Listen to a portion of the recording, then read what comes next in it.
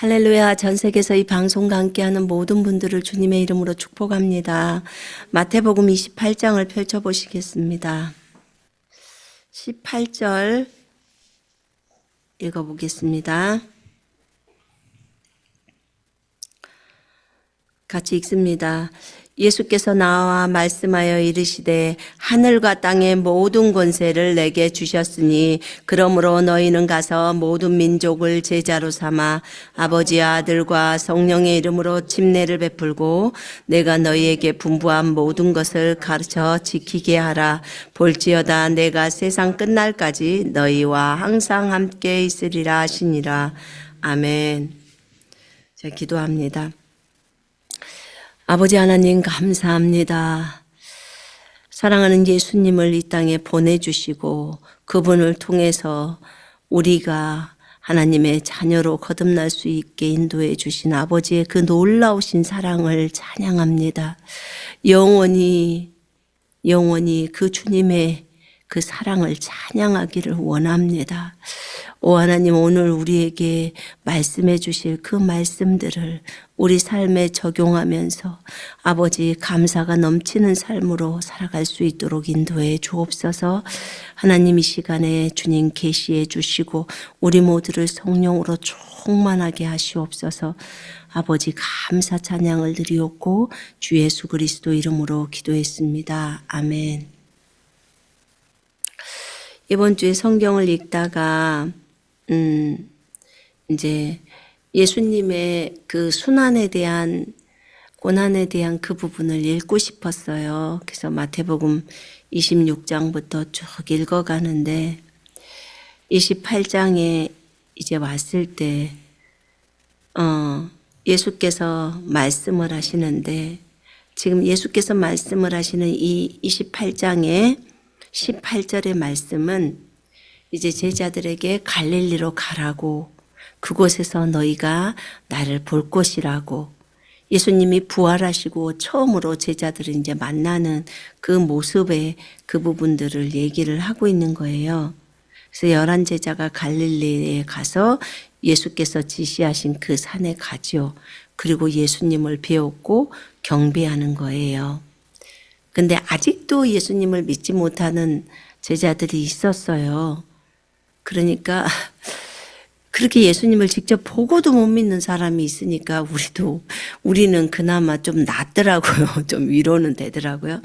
근데 그때 주님께서 이런 말씀을 하십니다. 하늘과 땅의 모든 권세를 내게 주셨으니 하늘과 땅의 모든 권세가 내게 주어졌으니, 지금 이렇게 말씀하세요. 하늘과 땅의 모든 권세가 예수님께 주어졌다는 거예요. 그러면 여기서 하늘과 땅의 모든 권세가 내게 주어졌으니 그러므로 너희는 가서 이렇게 해라. 전 세계 전 지구에 있는 그 민족들을 제자로 삼아라. 그리고 아버지 아들과 성령의 이름으로 침례를 주고 내가 너에게 분부한 모든 것들을 가르쳐 지키게 해라. 이렇게 말씀합니다. 제가 이것을 한 번도 그렇게 생각을 해본 적이 없었는데 순간 딱 그런 생각이 들었어요. 하늘과 땅의 모든 권세가 예수님께 주어졌다는 거예요. 예수님 여기서는 내게 주셨으니 내게 주셨다고 말씀을 하시죠. 이 부분이 제가 보니까 예수님께 수여가 됐다. 우리가 상을 준다 할 때 그 말이에요. 수여가 되었다, 예수님께 하사가 되었다, 이런 뜻이 들어가 있더라고요. 주었다라는 그 부분에 있어서. 근데 하늘과 땅의 모든 권세를 내게 주셨으니 당연히 예수님은 하늘과 땅의 모든 권세가 있지라고만 생각을 했지, 갑자기 순간 제가 딱 생각이 들어지는 게, 그러면 하늘과 땅의 모든 권세가 예수님께 있지 않았어? 그럼 예수님이 그게 있지 않았나? 라는 생각이 들어온 거예요. 이건 지금 예수님이 승천 전에 부활하시고 나서 얘기한 내용이잖아요. 그래서 이제 주님께 질문을 하면서 여쭙기 시작했어요. 주님, 그렇다면 예수님은 언제 하늘과 땅의 모든 권세가 예수님께 주어졌을까요? 예수님은 창조주이신데 창조주인데 이 하늘과 땅의 권세가 없었을까요? 라고 이제 질문을 했어요. 근데 이제 말씀이 탁 떠오르더라고요. 하늘과 땅에 있는 모든 권세라고 표현을 했을 때 모든이 파스더라고요. 모든 만물을 포함할 때 모든이라는 소리를 써요. 그 파스라는 헬라어 말을. 그러니까 하늘에 그다음에 땅에 있는 그 모든 권세가 무엇을 할 수 있는 절대적인 권세를 얘기해요. 그러니까 하늘에서도 무엇을 할 수 있고 땅에서도 무엇을 할 수 있는 절대적인 권세. 그러니까 전부가 다 예수님께 순복할 수 있는 권세. 하늘과 땅에 있는. 그래서 그것이 예수님께 주어진 거예요. 근데 빌립보서 말씀이 떠올랐어요. 빌립보서 말씀에 한번 보실까요? 빌립보서 2장에 보면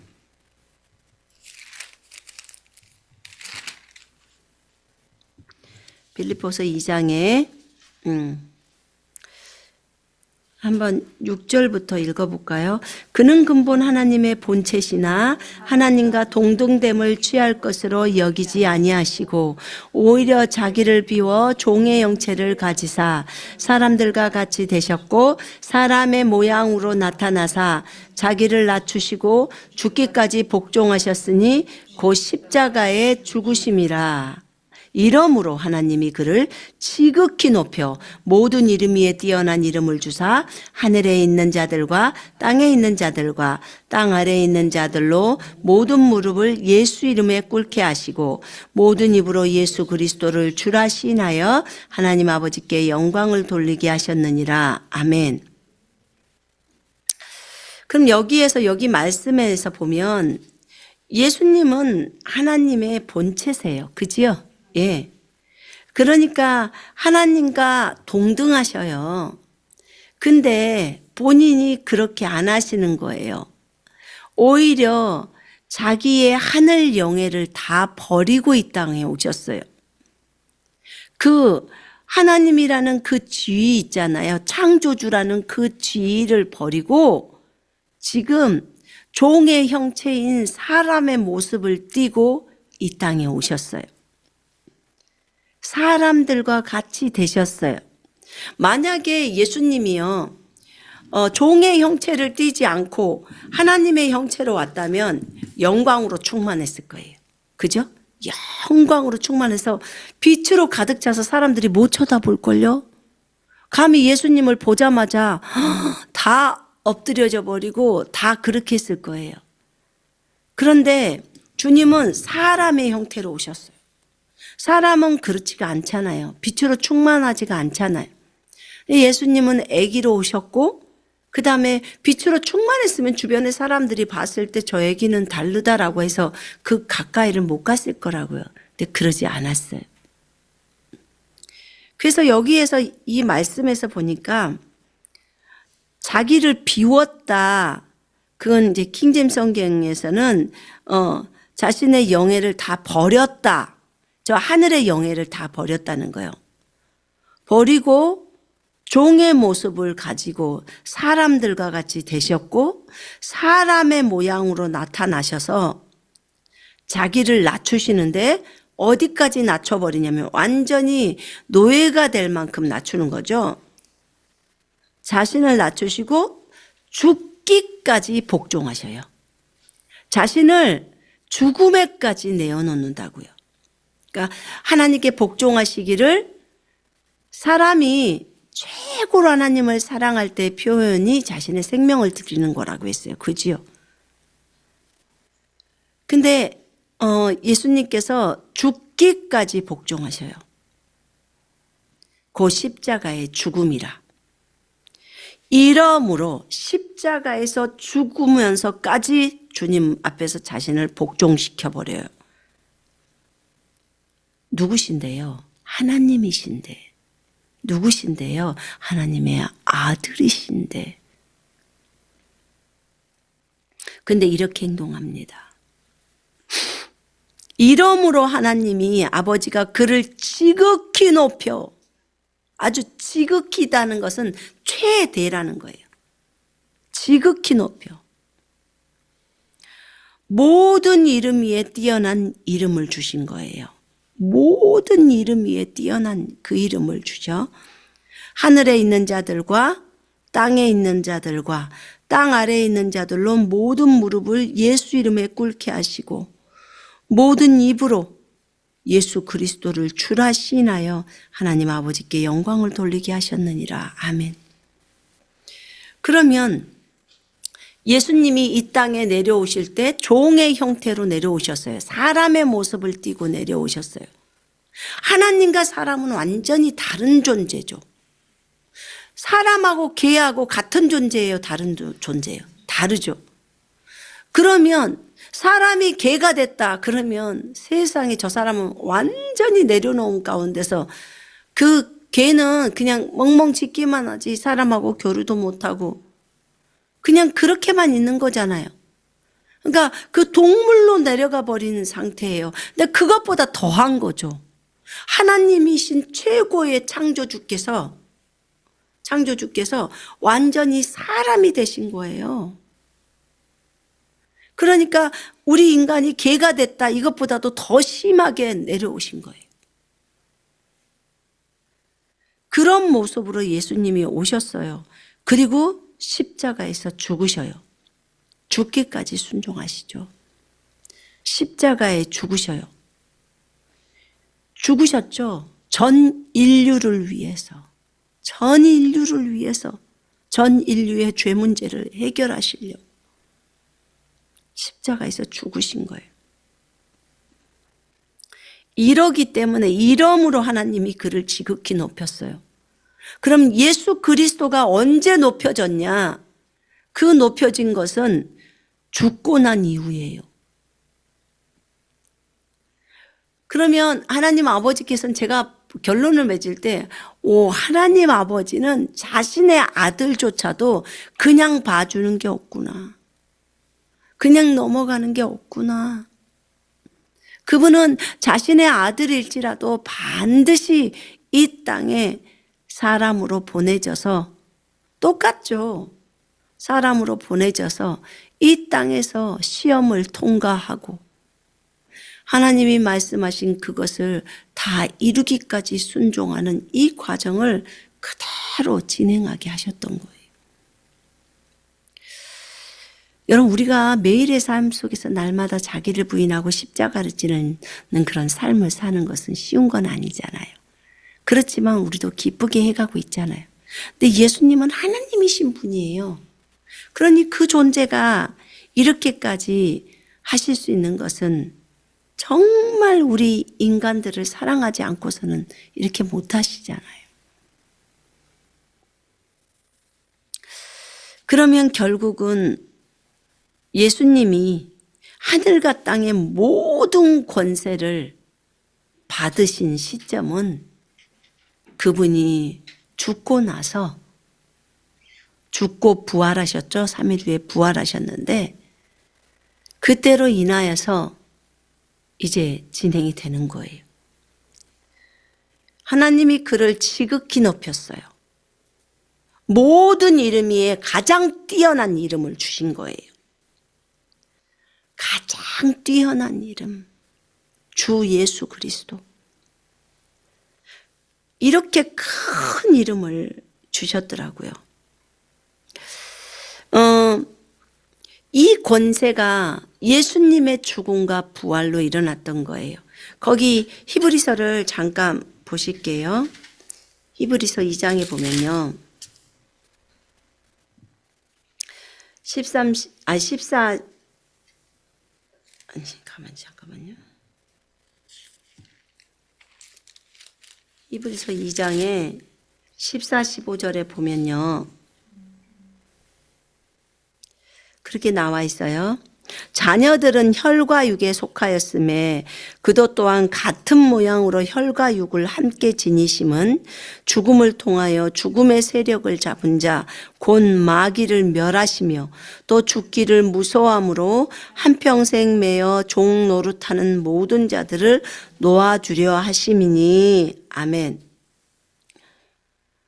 그러니까 자녀들이 혈과 육에 속해 있다는 거죠. 그런 것처럼 예수님도 똑같은 모양이래요. 혈과 육에 속한 것처럼. 혈과 육을 함께 지니심은 예수님도 육체가 있었고 예수님도 피가 있었고 그러니까 감정도 있었고 우리랑 똑같다는 거죠. 그렇게 혈과 육에 참여하신 것은, 지니신 것은 자신의 죽음을 통해서, 예수님의 죽음을 통해서 누구를 멸해버리냐면 죽음의 세력을 잡은 자 곧 마귀를 멸하는 거예요.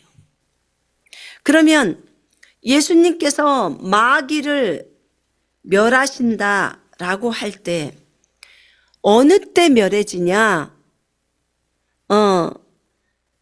자신의 죽음을 통해서 죽음의 세력을 잡은 자, 이게 뭐야? 사망 권세를 잡은 자죠. 사망 권세가 있는 그 마귀를 멸한다는 거예요. 그러면 결국은 사망 권세가 더 이상 마귀 것이 아니라는 거죠. 왜냐하면 자신의 죽음을 통해서 죽음의 세력을 잡은 자, 예수님이 죽으셨어요. 그리고 예수님은 뭐 하셨어요? 부활하셨어요. 부활하셨죠? 살아난 거예요. 여러분, 사망이 있고 생명이 있어요. 그죠? 이 생명이 사망을 삼켜버린다는 소리예요. 부활이라는 것은 생명이잖아요. 그래서 이 죽음이라는 이 사망을 삼켜버려요. 그러니까 사망이 그전에는 왕노릇을 했어요. 왕노릇을 했는데, 그런데 더 이상 이제 사망이 우리에게 왕노릇을 할 수 없는 거예요. 예수님에게도 왕노릇을 할 수 없는 거예요. 왕노릇 못해요. 왜냐하면 예수님은 죽고 부활하심으로 우리에게 생명을 전달해 주시잖아요. 그러면 그 생명이, 영생이라는 생명이 들어오면 더 이상 사망은 이 사람을 건드릴 수 없어요. 내가 스스로 내어주면 이제 가죠. 근데 그러지 않는 이상은 이 사망이란 존재가 생명을 건드릴 수 없는 거예요. 이것을 믿는 자에게는. 그래서 그 근거 구절이 14절이에요.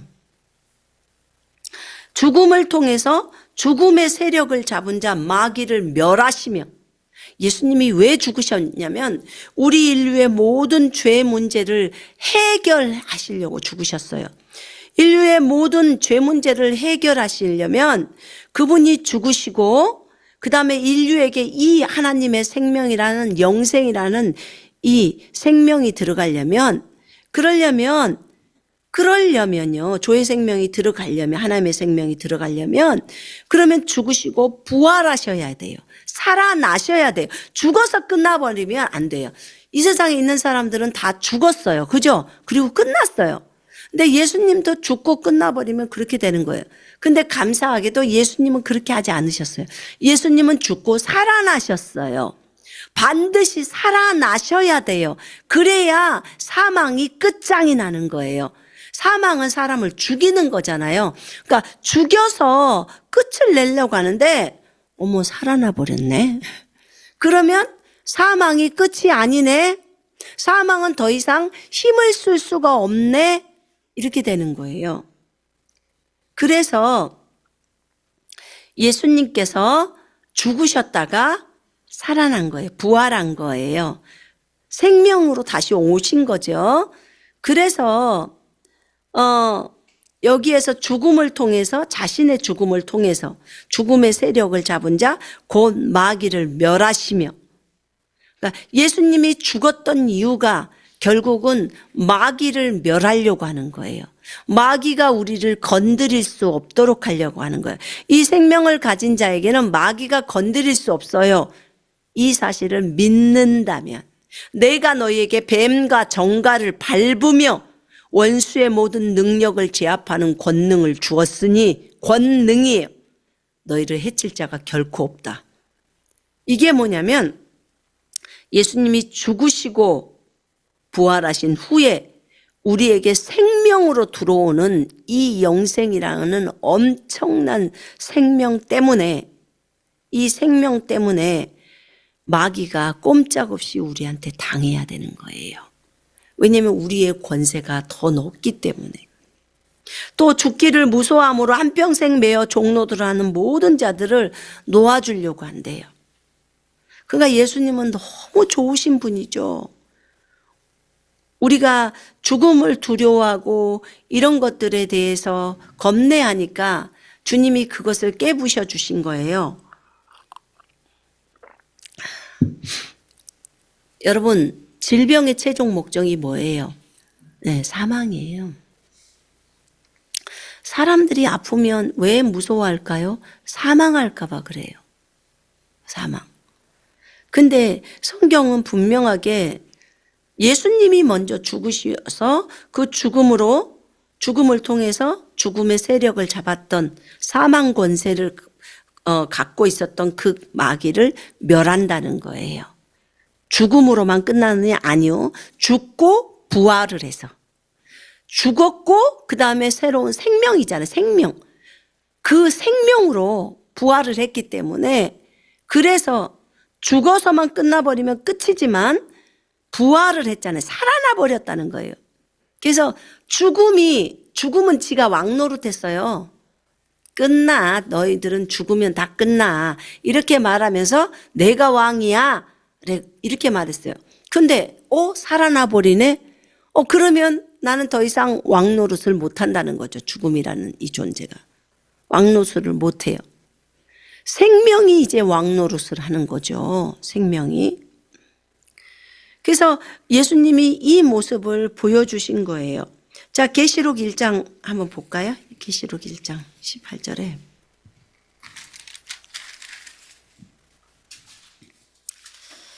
자, 17, 18절 읽어볼게요. 내가 볼 때 그의 발 앞에 엎드려져 죽은 자 같이 되매 그가 오른손을 내게 얹고 이르되 두려워하지 말라. 나는 처음이요 마지막이니 곧 살아있는 자라.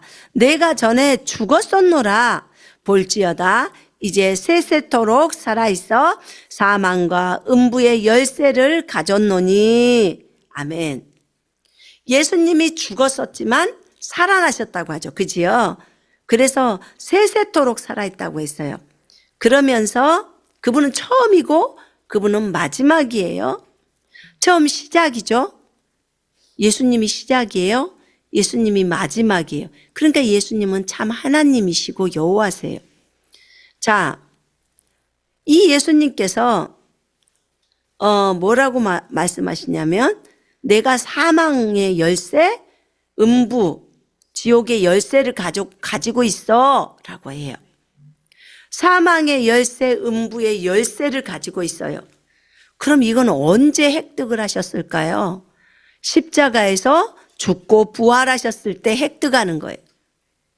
그분이 이 땅에 오셨을 때 그분이 죽으시고 부활하심으로 사망의 열쇠, 음부의 열쇠, 지옥의 열쇠를 다 뺏어버린 거예요. 더 이상 그것들이 이 사망이나 음부를 주관할 수 없게 만들었어요. 그러면 우리 주님이 왕이시죠. 그지요? 예? 왜냐하면 아담의 그 잘못으로 인해서 전 지구가 그 마귀에게 넘어갔어요. 전 지구가 넘겨졌어요. 정말 아담 다음으로 왕이 없었대요. 아담 다음으로 왕이 없었다고 하시더라고요. 그 왕권을 마귀가 뺏어간 거예요.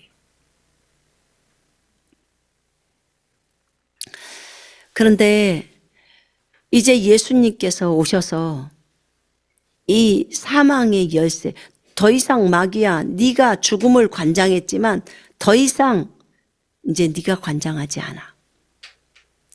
왜냐면 너는 이미 내 앞에 꼬꾸러지는 거야. 네가 사망을 갖고 왕노릇했지? 그런데 그렇지 않아. 왜냐? 이제 생명이 사망을 삼켜버려 라고 하는 거예요. 여러분, 우리가 부활할 날이 와요. 그지요? 죽어도 살아요. 사는 날이 와요. 그 부활의 날에는 사망이 끝장나 버리는 거예요. 이것은 예수님에게 부활이 일어났어요. 그지요?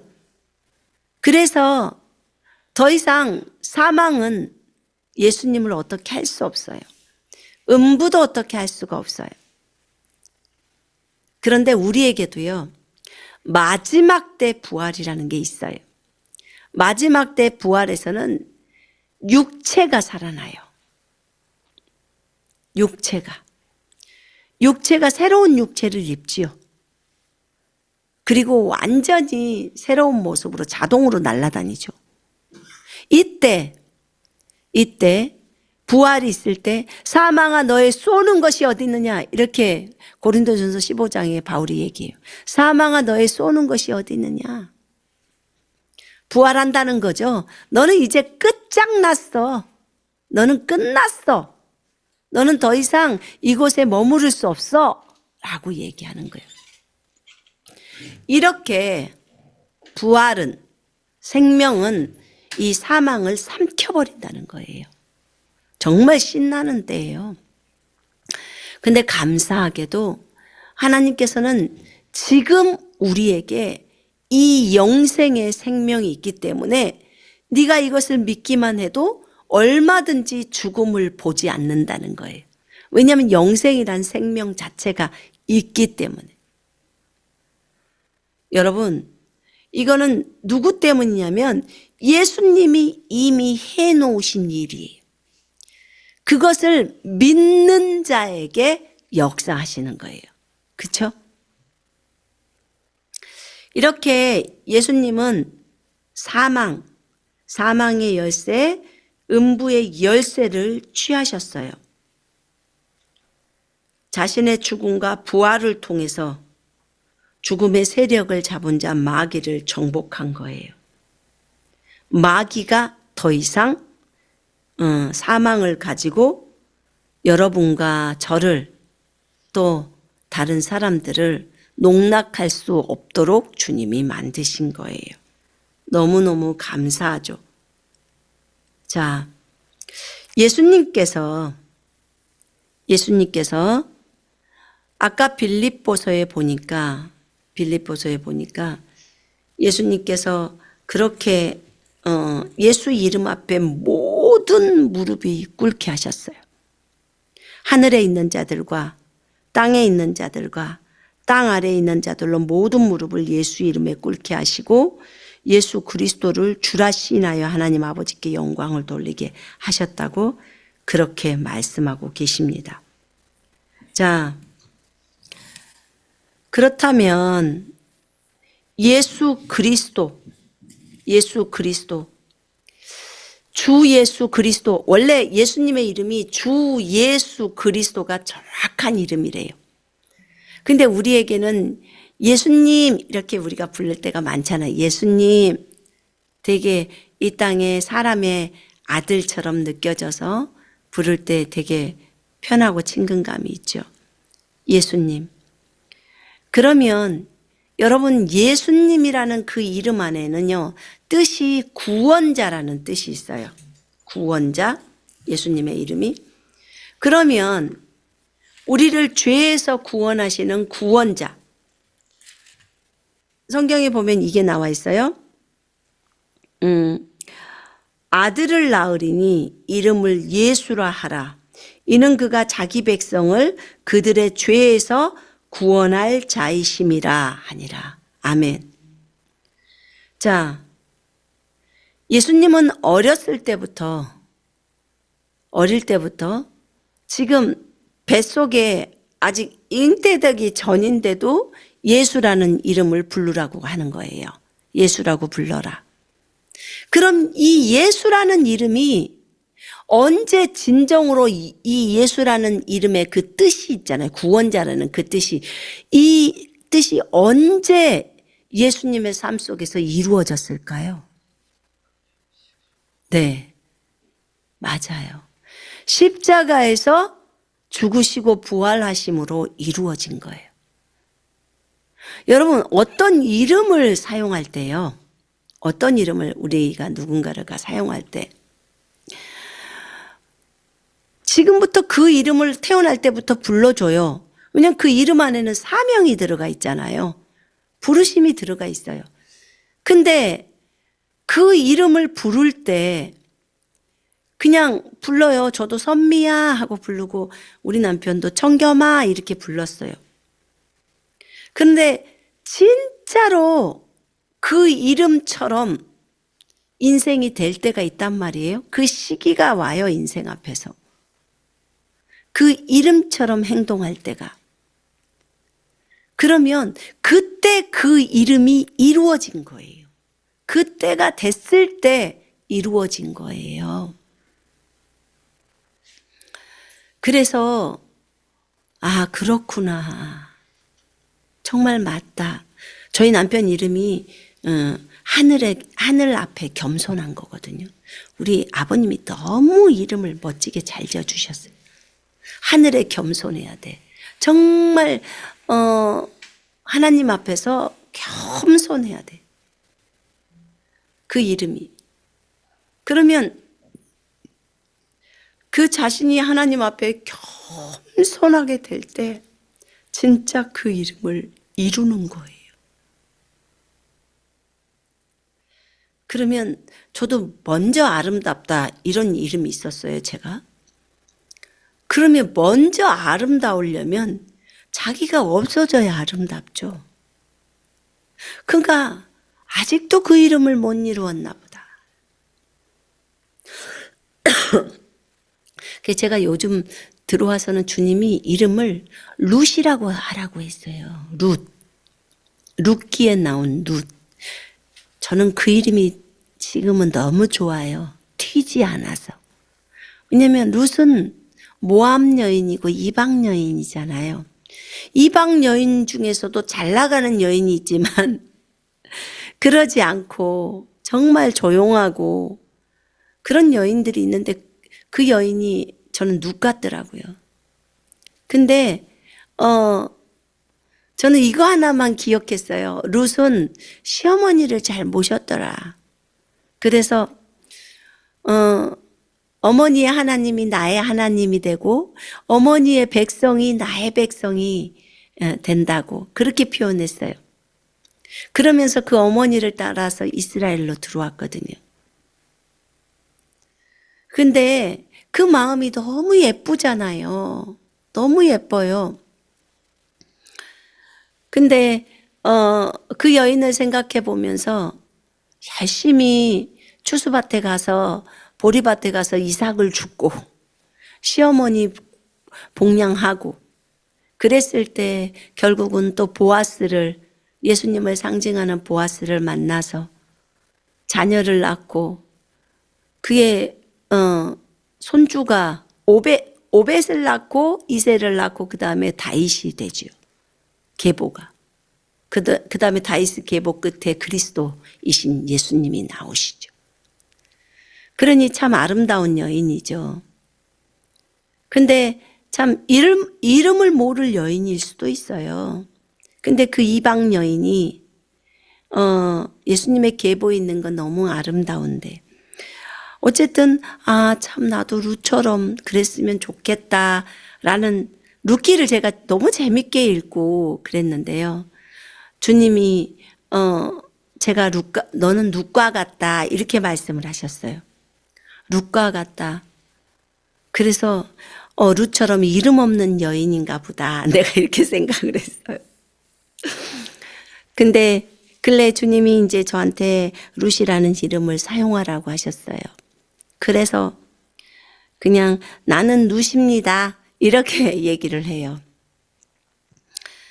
근데 룻이라는 이름이 정말 좋은 게 그냥 되게 조용한 여인처럼 느껴졌어요. 조용한 여인. 주님, 저 조용히 살고 싶어요. 어떤 뭐 이름이 알려지는 것도 원하지도 않고 조용히 살고 싶다고 그렇게 한 달이 됐나, 한 두 달 됐나 그 정도에서 말씀을 드렸을 때 주님이 이제 그 룻이라는 이름을 사용하라고 하더라고요. 근데 이제 또 제가 그랬어요. 하나님, 주님의 백성이 거기서 룻이 어머니의 백성이 내 백성이 되고 어머니의 하나님이 내 하나님이 된다고 그렇게 룻은 표현했는데 지금 그 이스라엘의 하나님이 내 하나님이 됐어요. 근데 이스라엘 백성을 다 품어야 되잖아요. 이스라엘 백성이 내 백성이 된다는 그 룻이 말했던 것처럼 품어야 되잖아요. 저는 지금 이 땅에 터키에 와서 무슬림이라는 이 백성들이 정말 이 백성을 불쌍히 여기고 이 백성을 다 품어야 되는데 지금 주님은 무슬림보다 더 강적인 유대인들, 무슬림보다 더 강적이 유대인이거든요. 거기는 예수님을 아예 그리스도라고 아예 예수님을 선지자라고도 아예 믿질 않아요. 무슬림들은요, 적어도 예수님을 선지자라고는 믿읍디다. 그리스도 메시아라고는 안 믿지만 선지자로는 믿어요. 근데 그것보다 더 강적이 유대인들이라고 하시더라고요. 그러니까 그들을 내 백성으로 받아들인다는 것은 그들이 주는 핍박이나 어려움이나 그들을 통해서 그곳에서 죽는다면 그것 또한 감사하면서 주여 저들을 용서하옵소서 스데반처럼 그렇게 해야 되는 것이에요. 근데 그것을 어젯밤에 생각해 보면서 이렇게 자게 되었는데 아 그렇구나. 이런 부분들이 다 수용되어져야 하는구나. 룻이라는 이름을 갖기 위해서는 그 룻이라는 이름을 사용할 때는 그 이름처럼 행해져야 되잖아요. 그러니까 이름을 받긴 받았어. 그런데 그 이름이 실현이 될 때가 있잖아요. 지금 예수님처럼. 예수님도 구원자라는 이름을 어릴 때부터 예수와 예수와 이렇게 이제 부르잖아요. 그러면 헬라 말로 예수아라고 불러요. 예수와 구원자, 구원자, 구원자 그랬을 때 아마 옆집 사람들이 그랬을 거예요. 제가 우리를 언제 구원하지? 제가 언제 우리를 구원하지? 제가 우리를 어떻게 구원해? 우리를 로마로부터 구원해? 그랬을 거 아니에요. 그때 로마가 집권하고 있었으니까. 저 가이사로부터 우리를 구원해? 그래, 구원자, 구원자, 구원자 이렇게 부르는 거예요. 그러니까 그럴 거 아니에요. 사람들은 그렇게, 왜냐하면 히브리 말에는요. 그 성이 따로 없어요. 그래서 아브라함도 똑같아요. 한번 생각해 보세요. 아브라함이요. 열국의 아버지예요. 아브라함, 함이. 그 다음에 사라, 열국의 어머니. 애기 한 명도 없어요. 근데 열국의 아버지! 그렇게 사라가 불러요. 자기 남편. 열국의 아버지! 그랬을 때 또 아브라함이 사라야 이렇게 부르는 말이 열국의 어머니 이렇게 불러요. 그럼 옆집 사람이 보면서 얼마나 웃었을까요? 아니 쟤네들은 아이도 없는데 어떻게 열국의 아버지 열국의 어머니라고 할 수 있어? 아니 하나님이 저렇게 말씀하셨다지만 저거 진짜 부끄러운 일 아니야?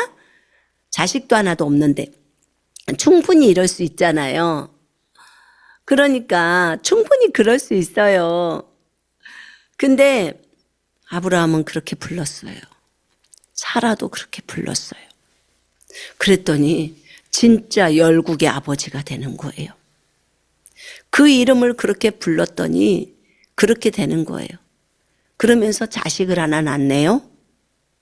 자식을 진짜 하나님이 예비하신 자식도 있었고 또 이스마엘이라는 그 자녀도 있었고 그래서 결국은 그걸 통해서 후손이 이어지고 지금은 전 열방에서 예수 믿는 자들은 전부 아브라함의 자손이에요.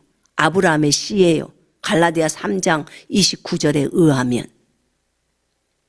그러면 예수를 믿는 모든 자가 단순히 유대인뿐만이 아니에요. 이제는 성경에선 내면적인 유대인이 진짜 유대인이라고 표현합니다. 그러면서 갈라디아 3장에서 그렇게 말을 해요. 여러분 그거 잘 새겨들어야 돼요.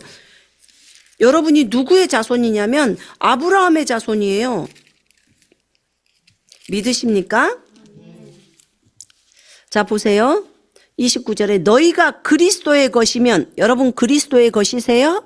아멘이죠. 너희가 그리스도의 것이면 곧 아브라함의 자손이요 약속대로 유업을 이을 자니라. 아멘. 그럼 여러분은 이제 아브라함이 조상이 돼버린 거예요. 우리 믿음의 조상이 아브라함이에요. 유대인의 조상 그거는 혈통적인 것이고요. 우리 믿음의 조상은 아브라함이 되어버린 거예요. 그러면서 그분의 자손이에요. 자 봐봐요. 여러분 C를 한번 볼게요. 설명해 드릴게요. 내가 이 부분을. 이거 잘 들으셔야 돼요. 자, 아브라함이 이삭을 낳고 이삭이 야곱을 낳고 이렇게 해서 쭉 계보가 와요. 그러다가 다윗을 낳고 쭉 끝에가 어디서 끝이 나냐면 예수 그리스도에게서 끝이 나요. 그죠?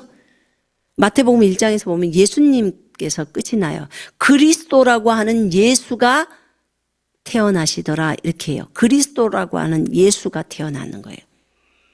그러면 예수님으로부터 끝났어요. 그 다음에 예수님 다음에는 누구래요? 예수님 다음에는 유대인이 아니에요. 예수님 다음에는 전 세계에 있는 그리스도인들이에요. 믿는 자들이 전부 예수님의 후손으로 나와버리는 거예요. 왜냐면요, 유대인들이 어떻게 했죠? 이 사람을 죽인 죄를 나와 우리 자손에게 돌리소서 이래요. 그래서 그들에게는 그렇게 되어버린 거예요. 그리고 예수님의 그 뒤에 씨의 계보가 예수 믿는 자들로 가버리는 거, 전 세계 열방으로 가버린 거예요. 그러면 아브라함의 결국 후손은 유대인들이 아닌 거예요. 착각인 거예요, 지금. 물론 유대인 중에 크리스찬들, 예수 믿는 사람들은 여전히 아브라함의 후손이에요. 근데 전 세계 이방인들 가운데서도 예수님을 믿어버리면 아브라함의 후손이 되고 예수님의 후손이 되어버리는 거예요. 성경이 지금 이렇게 말하고 있잖아요. 여러분 이것이 어디에 나와 있냐면 이사야서 53장에 나와 있어. 53장 10절에. 거기에 보면요 씨를 본다고 나와 있어요. 이사야서 53장 10절에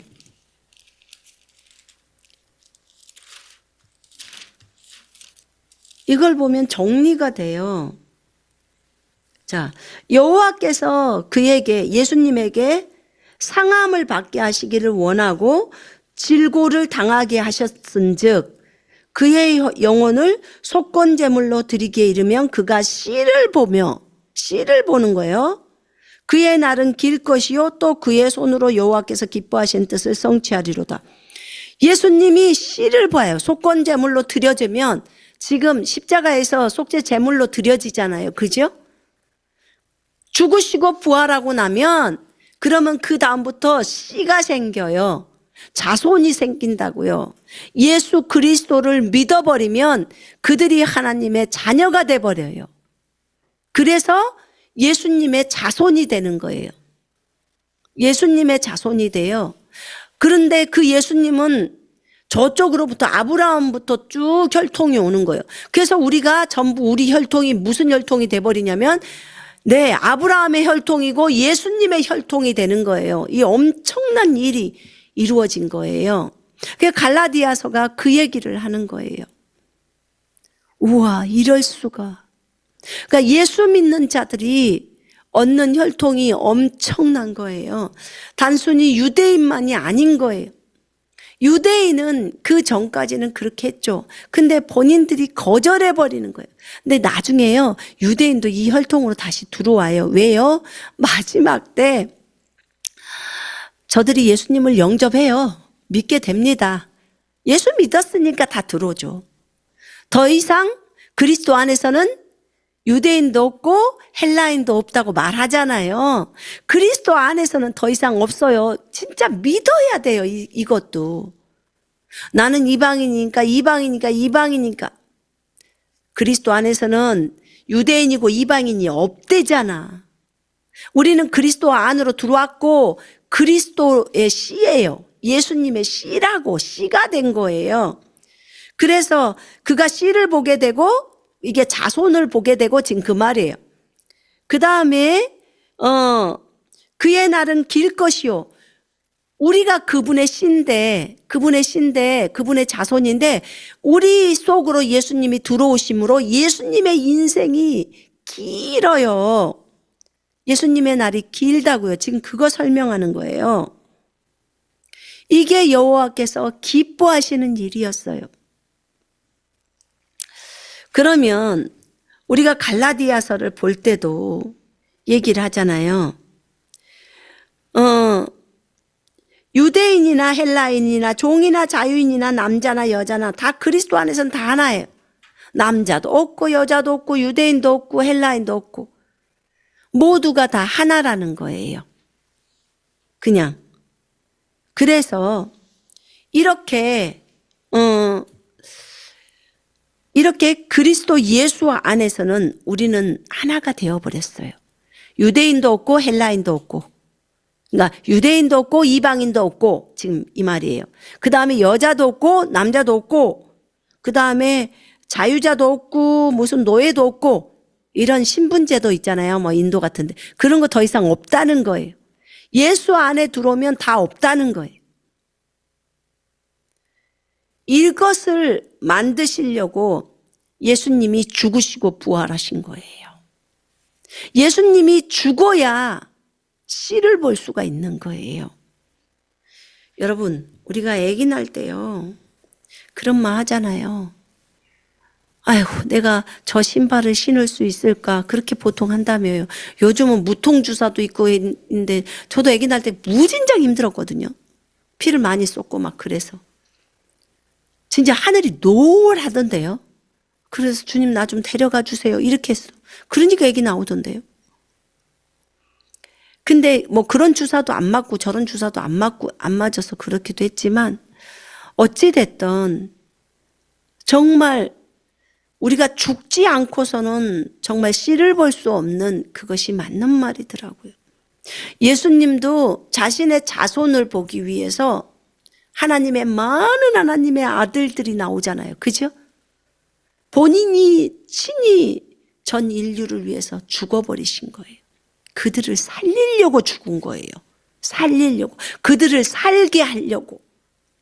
자신이 죽으시고 3일 만에 부활하심으로 이제 이 사실을 믿는 자들이 전부 하나님의 자손이 되게 만들어버린 거예요. 얼마나 감사한지요. 이렇게 해놓으셨더라고요. 그래서 마태복음에 보니까 그리스도라고 부르는 예수가 나시니라 이렇게 나와요. 그리스도라고 부르는 예수가 나와요. 마태복음 1장 16절에. 자, 예수님은 예수라는 이름이 구원자라고 했어요. 구원자. 그러면 구원자가 되려면 예수님이 진짜 자신의 백성을 그 죄에서 구원하려고 한다면, 그 구원자가 되려고 한다면 그럼 반드시 죽어야 돼요. 왜냐하면 죽지 않고서는 우리에게 영생이란 생명이 들어올 수가 없어요. 죽고 부활을 해야 들어올 수 있어요. 봐봐요. 죽으면서 본인이 죽으면서 죽음의 세력을 가진 자 마귀를 멸해버려야 되잖아요. 그래서 더 이상 사망이 왕노릇하지 못하게 만들어버려야 되잖아요. 그리고 다시 부활로 일어나야 되잖아요. 그래서 영생이라는 생명을 우리 속에 집어넣어줘야 되잖아요. 그래야 우리가 안 죽죠. 그래서 또는 죽어도 어떤 사람들은 이것을 안 믿으면 죽어도 살아요. 나중에는 자동화가 돼요. 그래서 예수님께서 진짜 구원자는 언제 되셨냐? 5살 때 되신 게 아니고 12살 때 되신 것이 아니고 죽고 부활하셨을 때 되신 거예요. 그 예수님이라는 그 이름이 진짜 구원자라는 이름이 이루어진 거예요.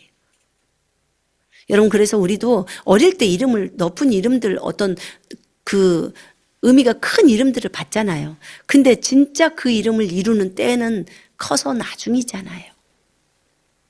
근데 예수님은 그런 이름을 갖고 계셨던 거예요. 자, 그러면 한번 보십시다. 자, 예수님은 이 이름을 죽고 부활하심으로 이루었어요. 예수님 자신이 이루었어요. 그러면 실질적인 구원은 우리가 예수 그리스도를 믿을 때 나의 구주와 주인으로 믿잖아요, 이제. 그죠? 나의 구원자, 나의 구세주, 나의 주인, 나의 하나님으로 믿을 때, 나의 주님으로 믿을 때 구원을 받습니다. 맞죠? 예. 자, 그렇다면 예수님의 이름이 주 예수 그리스도예요. 여러분, 주, 아도나이, 여호와라는 뜻이에요. 주, 주인, 하나님이란 뜻이죠. 주님, 이거는요, 키리오스, 그 신약에서는 키리오스, 구약에서는 아도나이, 네, 하나님이란 뜻이에요. 주인, 주인님 또는 구주, 최고 통치자, 또는 만왕의 왕 만주의 주 할 때 주, 만주. 만유의 주제시여 할 때 주제. 그리스도. 그런 뜻이 들어가 있어요. 주라는 그 의미 안에는 제가 원어를 다 찾아보니까. 이 주님, 주. 그러면 모든 사람이 예수님을 주라고 시인해서 하나님께 영광을 돌리게 하셨다고 해요. 그지요? 그러면 주 예수 그리스도. 자, 지금 이 지상에 있는 사람들을 전부가 예수님을 주라고 시인하나요? 안 하죠. 안 해요.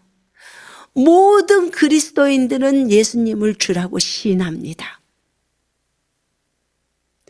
그러면 주 예수 그리스도, 나는 주라고 예수님을 시인하기 때문에 주 예수 그리스도라고 해요. 그리고 예수님은 이미 십자가에서 이루셨기 때문에 주인이 되신 거예요. 다 되셨어요. 그런데 문제는 이 지상에 있는 사람들이 예수님을 다 자신의 주인님으로 받아들이질 않아요. 실제로 만드셨으니까 주인님이시기도 하시고, 그 다음에 그 죄값에서 죄의 값을 치르시고, 그분이 양이 되셨죠. 어린 양이 되셔서 전 인류의 죄값을 다 그 어린 양에게 다 전가시켰어요. 얹어버리고, 그리고 그 어린 양을 죽이신 거예요. 그러니까 전 인류의 죄는 어린 양이 지고 가버리는 거죠. 그리고 우리의 죄 문제는 해결된 거죠. 예수님이 어린 양이시니까. 근데 이것에 대해서 모르는 사람도 있을 것이고, 알아도 인정하기 싫어서 거부하는 사람도 있어요. 그러면 보십시다. 하늘과 땅 아래 이 세 부류예요. 근데 하늘에서는 전부 예수님을 주라고 시인할 것 같은데, 둘째 하늘은 그러지가 않죠. 또 사탄이 장악하고 있는 데는 그러지가 않아요.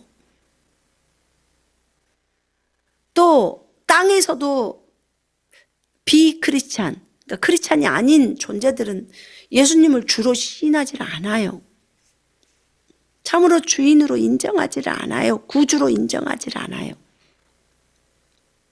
하나님으로 인정을 안 하죠. 그러니까 주라고 부르질 않아요. 땅 아래의 지옥도 마찬가지예요. 그래서 이 주라는 이 이름은 우리에게는 다 이루어진 이름이고 주님은 이미 이 일을 하셨기 때문에 된 거예요.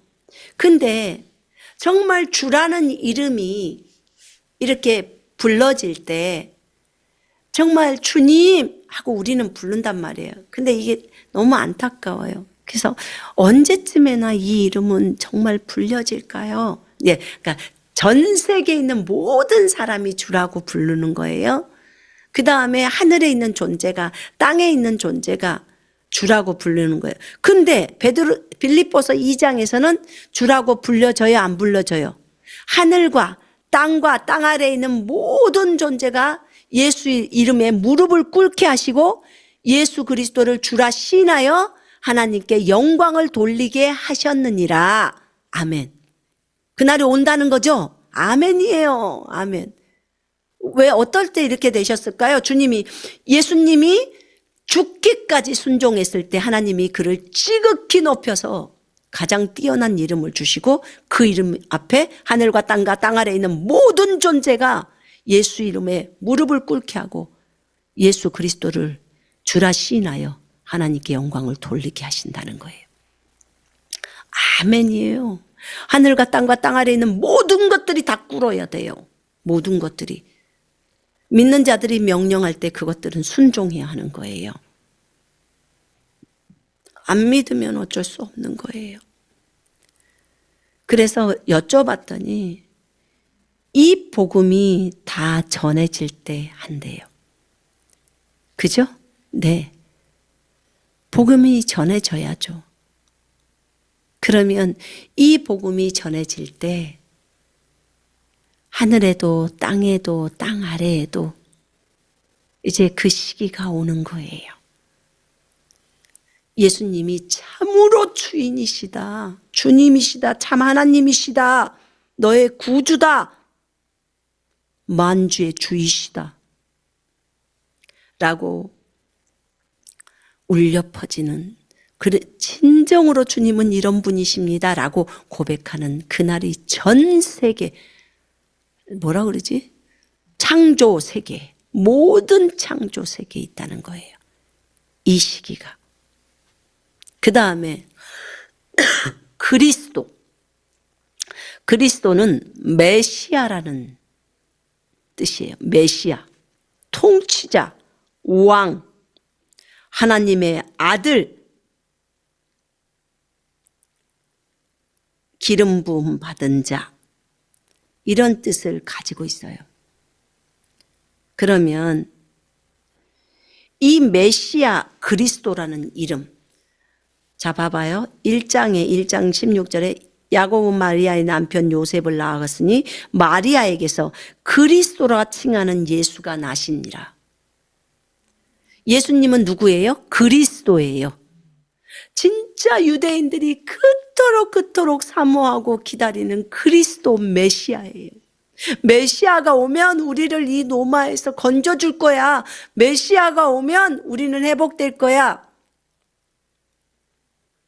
수가성 여인이 메시아 기다려요, 안 기다려요? 기다려요. 그리스도라는 그분이 오시면 우리에게 다 말씀하실 것입니다. 내가 그다. 그렇게 말씀. 내가 메시아야. 내가 하나님의 아들이야. 내가 통치자야. 이렇게 말씀을 하십니다. 예수님은 그리스도라 칭하는 예수가 나시니라 이렇게 말해요. 그런데요, 이 그리스도라고 자신을 드러냈던 그 성경의 사복음서에서 예수님이 스스로 자신을 표현했던 부분은 그 수가성 여인하고 그 다음에 요한복음 9장에 눈먼 봉사 있었잖아요.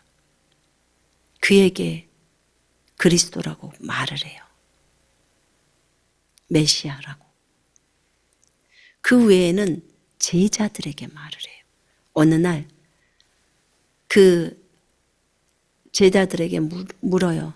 너희들은 나를 누구라고 생각하니? 뭐 다른 사람은 뭐 엘리야다, 에레미야다, 선지자 중에 하나다, 뭐 이런 얘기를 해요. 그럼 너희는 나를 누구라고 생각하니? 그랬더니 베드로가 주님은 그리스도시요 살아계신 하나님의 아들이시니이다. 그렇게 표현해요. 그리스도라는 이름 안에는 메시아, 살아계신 하나님의 아들이 있어요. 들어가 있어요. 그러니까 살아계신 하나님의 아들이라는 것을 알아버린 거예요. 베드로가. 그랬더니 바요나 시몬아 네가 진짜 복이 있다. 너에게 내가 그리스도 메시아인 것을 알게 하신 분은 하나님이셔. 네 육신이 한 게 아니야. 우리가 계시가 오지 않으면 모르잖아요. 그죠? 그런 것처럼 그렇게 말을 한 거예요. 그래서 그렇구나. 그렇게 안 거죠. 그래서 그리스도 메시아라는 거예요. 그러면서 예수님이 그런 말을 해요. 얘들아, 나는 메시아 그리스도야. 그런데 내가 반드시 장로들과 대제사장들한테 고난을 받고 서기관들에게 고난을 받고 내가 십자가에서 죽어야 돼. 근데 죽고 3일 만에 살아날 거야. 그 얘기를 딱 해줘요.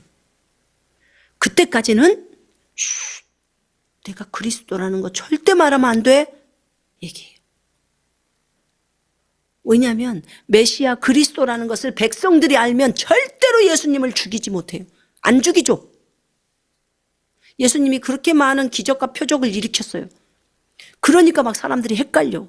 진짜 그리스도인가? 아닌가? 그런 거예요. 근데 남들이 볼 때는 예수님 사생아라고 하잖아. 아버지랑 안 닮아서 아버지가 아니야. 그러니까 저 음란한 여자가 어디 가서 낳나 보다. 막 이렇게 그 성령으로 잉태되었는데. 그러니까 믿어줘요? 안 믿어주죠. 아야, 네가 목수 아들 아니냐, 목수. 완전히 그렇게 했다는 거예요. 그러니까 직업에 대한 것도 그렇게 생각을 하는 거죠. 그렇게 취급을 하죠. 근데 본인이 메시아고 하나님의 아들인 것은 본인은 알고 있어요. 그리고 이제 제자들에게 말을 해줬어. 왜냐하면 베드로가 알았기 때문에 알려준 거예요.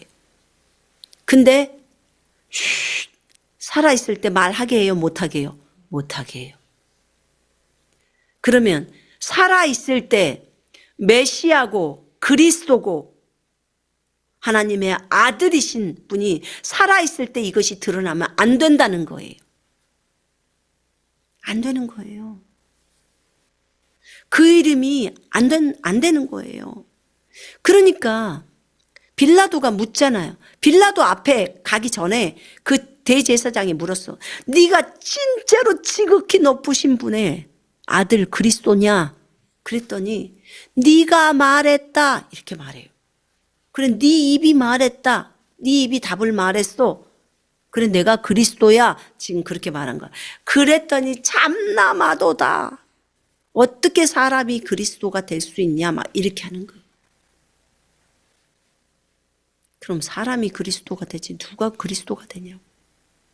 눈에 보이게 와야 하는데. 그걸 빌라도가 알았어요. 네가 그 그리스도냐? 그래. 진리가 무엇이냐 하니까 더 이상 대답을 안 했어. 그랬더니 내가 너를 살려줄 수 있어. 그랬더니 아니. 하늘에서 해야 돼. 하고 얘기합니다. 그래서 빌라도는 유대인의 왕이라고 딱 표현해요. 예수님을. 유대인의 왕. 그래서 저들이 시기로 예수님을 넘겨줬다는 걸 아는 거예요. 예수님은 자신이 살아있을 때 자기를 그리스도, 메시아라고 말하는 것을 못하게 했어요. 그러나 제자들은 알게 했어요. 알아라. 내가 그다. 그러나 지금은 말하지 마라. 왜냐하면 만약에 그렇게 하면 나를 왕으로 삼으려고 저 사람들이 나를 죽이지 않아. 난 반드시 죽어야 돼. 그랬더니 베드로가 그러면 안 되옵니다. 그러니까 사탄아 물러가라. 너는 나를 넘어지게 하는 자로다. 이렇게 말합니다. 예수님은 살아계실 때도 여전히 그리스도셨고 메시아셨고 하나님의 아들이셨습니다. 그런데 그 이름이 이 통치자이신 이분이 이 이름을 쓰실 날이 와요. 당당하게. 그때가 재림 때입니다. 재림 때는 메시아로 내려와요. 그리스도로 내려옵니다. 그렇게 내려와요. 그렇게 내려오셔서 그 메시아 그리스도 철장으로 다스려요. 그분이 내려오실 때 그런 역사가 일어나는 거예요. 그러니까 주 예수 그리스도, 그분은 여전히 우리에게는 그리스도예요. 그죠? 메시아시고 우리를 다스리시는 통치자잖아요. 근데 지금은 그리스도인들을 다스리시지만 나중에는 이제 전체를 다 다스리게 되죠. 애초에 주님이 그렇게 하셨으니까. 그래서 하늘과 땅에 있는 모든 권세를 나에게 주셨다 했을 때 주 예수 그리스도 이름이 여기 다 들어가 있는 거예요. 다 그것을 실현해 버린 거예요. 이 땅에서 메시아로 이제 내려오실 수 있도록 죽으시고 부활한 거예요. 그러니까 누구도 다 인정할 수밖에 없이 진짜 저분은 정말 그리스도야. 정말 메시아야. 우리를 위해서 완전히 자신을 다 희생하신 위대한 사랑의 메시아. 그렇죠? 그래서 전 인류를 다 자기 백성으로 삼을 수 있는 분. 여러분 창조만, 저는 이렇게 생각했어요. 창조주니까 당연히 그들이 자신의 백성이죠. 당연히 창조주니까 피조물인 우리는 순종해야죠. 이렇게 우리가 생각했어요. 그래 맞아요. 그런데 우리 주님은요, 아버지는 그것보다 한 단계 더 높은 생각을 가지고 계시더라고. 그것은 뭐냐면, 좋아, 창조했어? 그 창조주께서 그들을 살리려고 또 죽어버렸어. 창조해놨는데 자기네들 마음대로 살아버리기 때문에. 그래서 저들을 제대로 다시 살리려고 저들을 위해서 정말 악인이고 원수지간처럼 그렇게 창조주를 그렇게 저버려버리고 악하게 행동을 하고 떠나가버린 저들을 살리려고 그러려고 그분이 죽었다는 거예요. 우리를 위해서 죽어버렸다는 거예요. 그리고 부활해서 그 생명을 다시 집어넣어 주려고 하셨다는 그 사랑이 그 사랑의 넓이와 높이와 깊이가 얼마인지를 높이를 깨달아야 한다는 거예요. 그러니까 그냥 사랑 자체죠. 그분이. 그런 사랑으로 피조물들을 사랑하는 그 창조주를 보라는 거예요. 그건 단순히 만든 창조주보다 더 하죠. 더 해버린 거예요. 그러니까 누구도 다 뭐라고 말할 수 없도록 입을 딱 다물어버리게 만드는 거예요. 그 사랑 앞에 그냥 눈물만 쏟아지는 거예요. 그 사랑 앞에 나를 사랑하신 그 사랑이 너무 커서 그렇게 만든 거예요. 결국은 주 예수 그리스도의 이름이 완성이 된 거예요. 예수 그리스도, 주 예수 그리스도란 이 이름이 십자가에서 죽으시고 부활하심으로 다 끝나버린 거예요. 완벽하게 끝낸 거예요. 얼마나 위대하십니까? 주님의 죽고 부활하심이 이것이 진짜 예수님의 이름을 제대로인 이름, 그 이름을 이제 하사받은 거예요. 그래서 하늘과 땅의 모든 권세를 나에게 주셨기 때문에 너희는 가서 모든 족속 제자 삼어. 이제 내가 그 권세 다시 다 받았어. 이제 이 권세 너희한테 위임할 거야. 너희가 나의 씨야, 나의 자손이야. 그리고 나를 대신해서 이 땅에서 나는 너희 속에서 내 생명을 이어갈 거야. 생명으로 오셨으니까.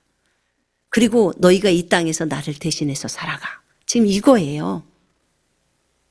우리는 오늘 알게 됐어요. 우리는 예수님의 자손이라는 것을. 그죠?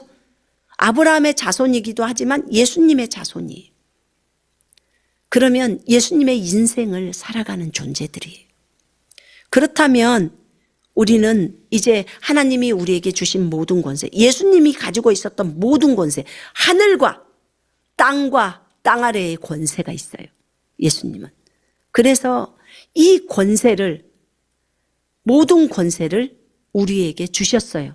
요한복음 14장에 보면은 너희가 내 이름으로 구하면 내가 시행하리니, 예수 그리스도의 이름을 주셨어요.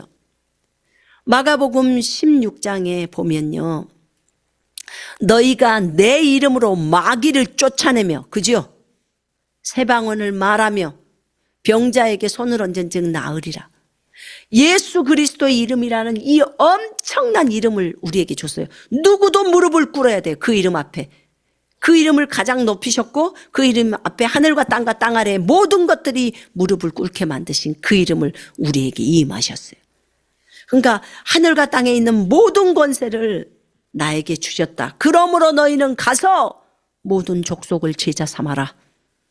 복음 전해라. 그러죠. 아버지, 아들과 성령의 이름으로 침례줘라. 그리고 내가 너희에게 분부했던 모든 것을 가르쳐서 그들로 하여금 지키게 만들어라. 내가 세상 끝날 때까지 너희와 항상 함께 하겠다. 세상 끝나는 것이 우리의 삶이 이 세상에서 끝을 났든지 그것일 수도 있고, 하나님이 만드신 세계가 끝날 때까지 내가 너희랑 늘 함께 할 거야 라고 할 수도 있어요. 그래서 주님이 우리랑 함께 하신다고 걱정 말라는 거예요. 하늘과 땅과 땅 아래 모든 것들이 다 너희의 음성에 귀 기울이고 들어야 돼. 왜냐하면 이 모든 권세라고 표현했기 때문에. 하늘과 땅에 있는 모든 권세, 모든 피조물은 다 들어야 되는 거야. 그 권세가 예수님께 주어졌고 그 권세는 우리에게 왔어요. 그래서 고린도전서 3장 21절에 바울이 말합니다. 만물이 너희 거야. 이렇게 표현해. 만물이 너희 거야. 생명도 사망도 너희 거야. 이렇게 표현해버려요. 이미 온 거예요. 모든 사람들도, 천사도, 권세도, 그러면 하늘이죠. 그죠? 다 너희 거라는 거예요. 너희는 그리스도의 것이요 그리스도는 하나님의 것이로다. 아멘. 하나님의 놀라우심을 찬양합니다. 이것을 생각할 때 아, 그렇구나. 정말 예수님의 그 사랑을 우리가 무엇으로 표현을 할 수 있을까요? 그분의 사랑. 누가복음에 보니까 마리아에게 주님이 말씀하시고 그러면서 마리아는 거기에 그대로 순종하는 그런 모습들. 참 순종의 사람이에요. 제가 보니까.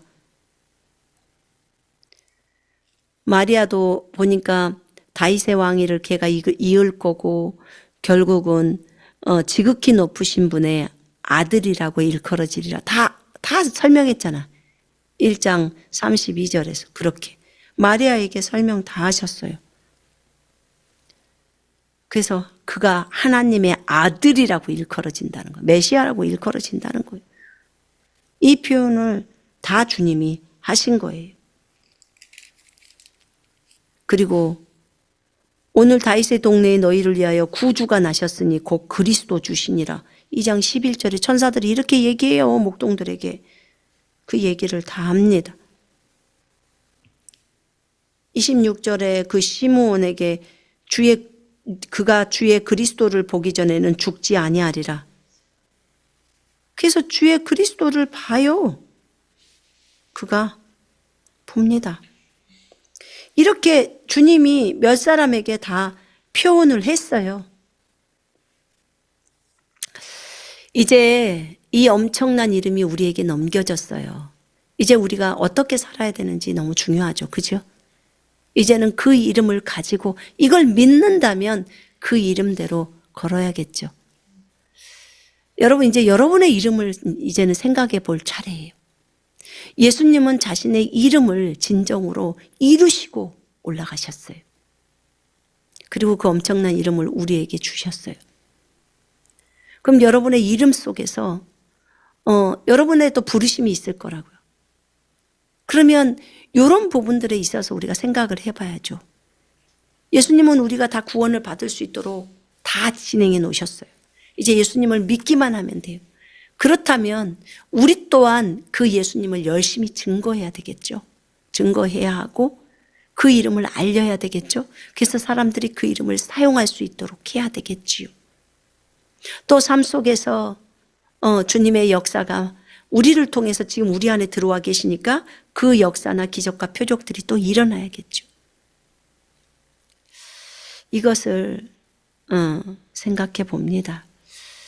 여러분, 전 인류의 죄를 담당하시고 죽어야 인류의 구원이 이루어지는 그 예수님, 죽음으로 전 인류의 죄 문제를 해결한 거예요.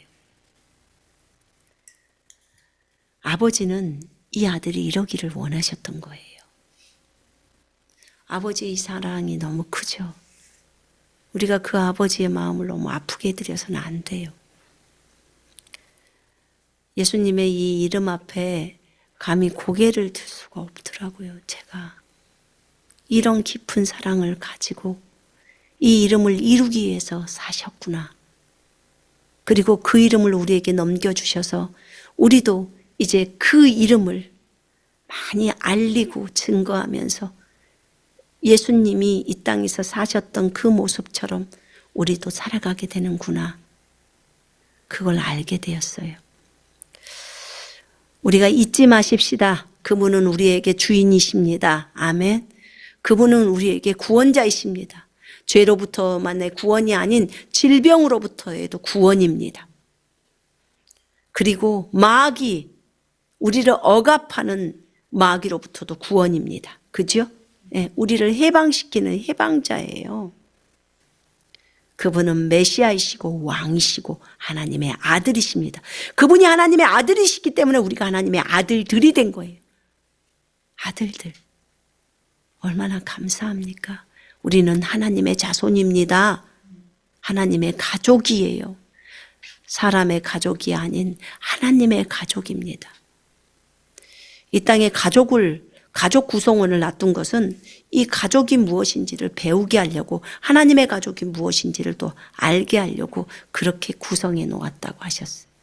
또 이 땅에 결혼이라는 제도를 놔둔 것도 우리가 나중에 주님과 결혼을 하기 때문에 그래서 놔둔 거라고 하더라고요.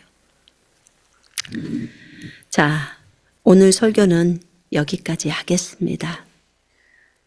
하늘과 땅에 있는 모든 권세를 예수님께 주셨고 그 권세를 우리에게 위임해 주신 예수 그리스도의 이름을 우리에게 주신 그 하나님께 감사하십시다. 제가 기도합니다.